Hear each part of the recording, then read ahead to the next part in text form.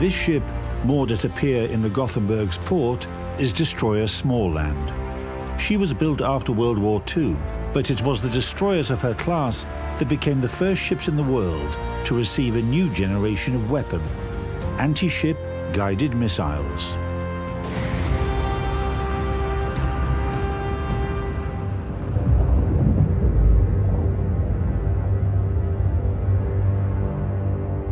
In order to preserve neutrality, a country needs a strong army and navy. This was one of the core principles of Swedish politics throughout the entire 20th century. The naval shipbuilding program that had been adopted in 1938 progressed unaffected, even as World War II raged across the rest of the world. Once the war was over, it turned out that the Swedish Navy in the Baltic Sea was on par with the might of the Soviet Navy. By the mid-20th century, the naval doctrine of this Scandinavian kingdom basically remained the same.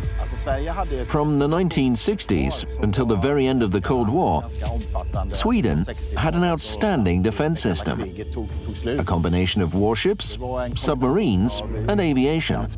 Its purpose was to discover enemies in the Baltic Sea as early as possible, far away from the Swedish border. Of course, today you can say it openly. Back then you couldn't.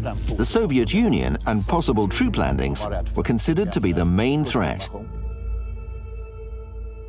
Experience from the war set exact priorities: powerful AA defenses, efficient fire control systems, hydroacoustics, and radar. The new generation of destroyers was required to oppose aerial, surface, and underwater threats with equal efficiency. At the same time, their traditional role, delivering torpedo strikes in battles, basically faded away. Ships like these were designed in Europe at the end of the 1940s and beginning of the 1950s. The Daring class destroyers in Great Britain, the Surcouf class in France, which were direct successors of the pre-war destroyer leaders, the anti-submarine Friesland class destroyers in the Netherlands, and Project 41 in the USSR. Swedish destroyer Småland was part of that generation. They were created as flotilla leaders for surface ships. That's why they needed to have both the armament and operational range that would allow them to complete missions across the entire Baltic region. Two destroyers of this class, Halland and Småland, clearly demonstrated that technical innovations at the beginning of the 1950s were not limited to NATO countries and the USSR.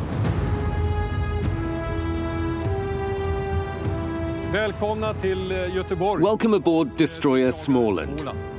She was launched in 1952 here in Gothenburg and commissioned into the Swedish Navy in 1956.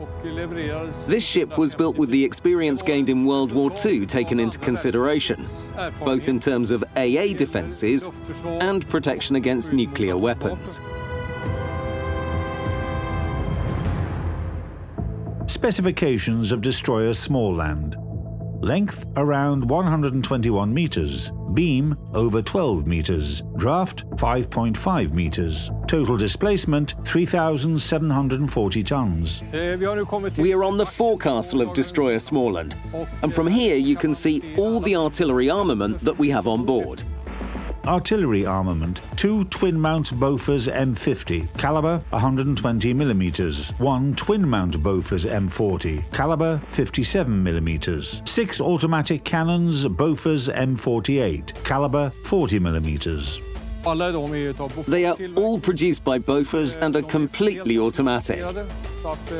Even the 120mm guns are loaded directly from the hold, then fired in the traditional way. Missile armament: anti-ship missiles RB-315, later RB-08.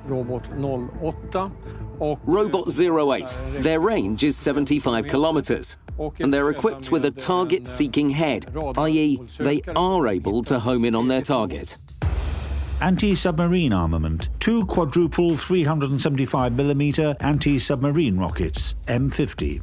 They're controlled from the anti-submarine post, which also has hydrophone sensors, sometimes also called sonar. When a submarine is discovered, these 8 missiles are launched.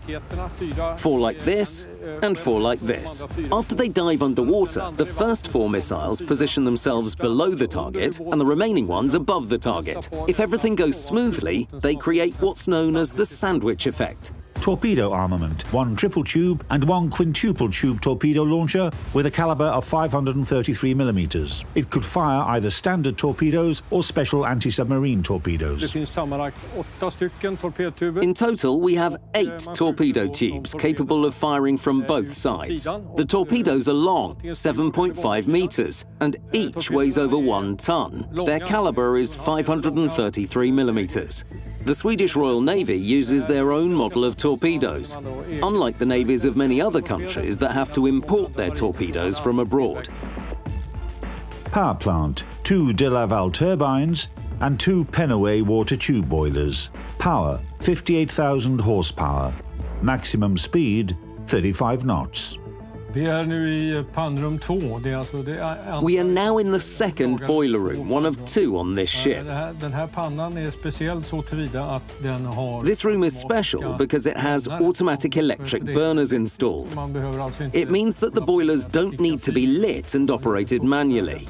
So all these burners are completely automatic and can easily be tuned to produce the necessary volume of steam.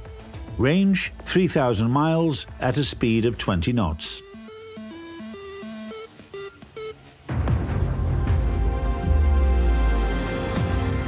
If you compare the specifications of Småland to those of other European destroyers from the first post-war generation, the Swedish ship is arguably the most balanced. The French Surcouf and Dutch Friesland were built as specialized ships, the French for anti-aircraft defense and the Dutch for anti-submarine defense. That's why Friesland was the first destroyer without torpedo tubes, and Surcouf had as many as 6 57mm guns in her automatic anti-aircraft mounts. 3 other ships of this type were constructed as versatile destroyers. British Daring, Soviet Project 41, and Swedish Småland could be easily classified as light cruisers by pre-war standards. The Soviet ship looked stronger on paper, but serial production of Neostrozhimny-class destroyers was cancelled in favour of a newer project. At the same time, the Swedish ships turned out to be the most advanced in Europe. Halland and Småland carried anti-ship missiles and automated artillery mounts.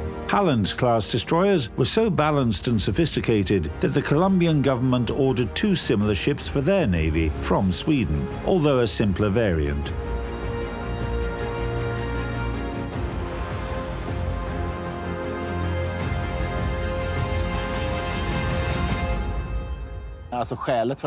Their powerful and versatile armament was the reason why these destroyers were in demand. In 1978, the Halland-class ships underwent modernization and received a new generation fire control system and was considered the best AA defense system in the world. It's curious that such state-of-the-art equipment was successfully installed on quite an old ship.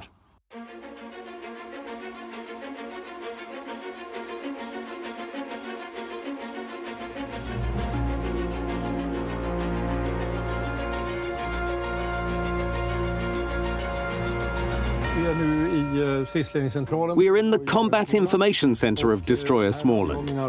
This was my workplace. We sat at this table, the artillery officer, me, the flotilla adjutant, the AA defense officer, and an operator. All the ship's artillery was controlled from here, as well as the AA guns, and sometimes even the entire AA defense system of a flotilla. The radar operator sat behind me. He was responsible for surveying the surface situation, while the second radar operator tracked air targets. The position finder is located over there.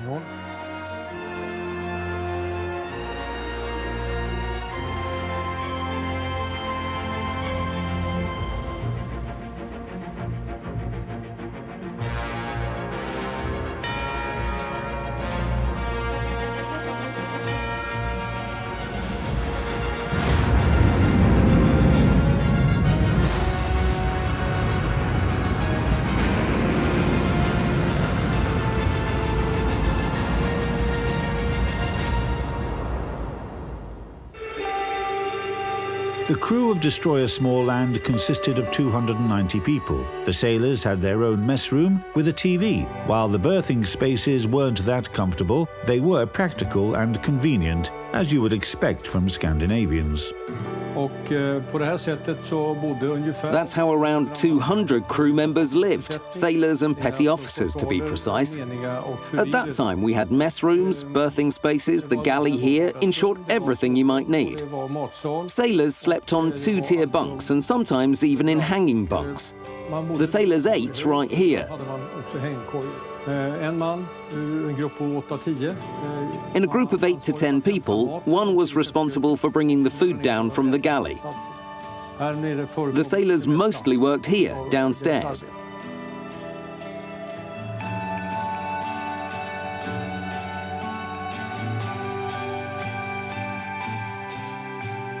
Vi befinner oss alltså i någonting som kallas för flottiljchefens hytt. We are in the cabin intended for a task force's commander.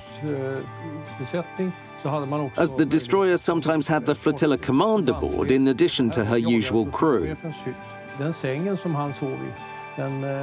It's noteworthy that his cabin was used when the king and queen would embark on state visits on board the ship.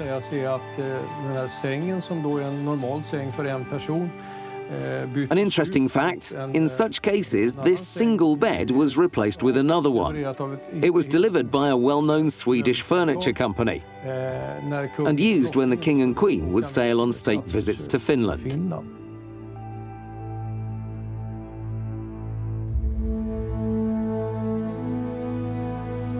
Småland and Halland turned out to be too expensive for the kingdom's military budget, and the construction of 2 more ships of this class was cancelled.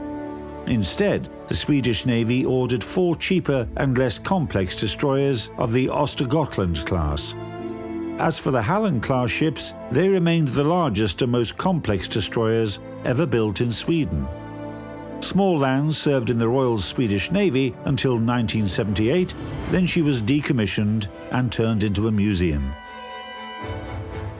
The reason why the ships of this class were decommissioned was a combination of economic factors and difficulties with maintaining them in full combat readiness. Furthermore, they were almost 30 years old by that time. So Småland arrived here in Gothenburg in 1986 and became a museum. The reason probably being that she was built here and that Gothenburg's port is the largest in Sweden and even in Scandinavia as a whole.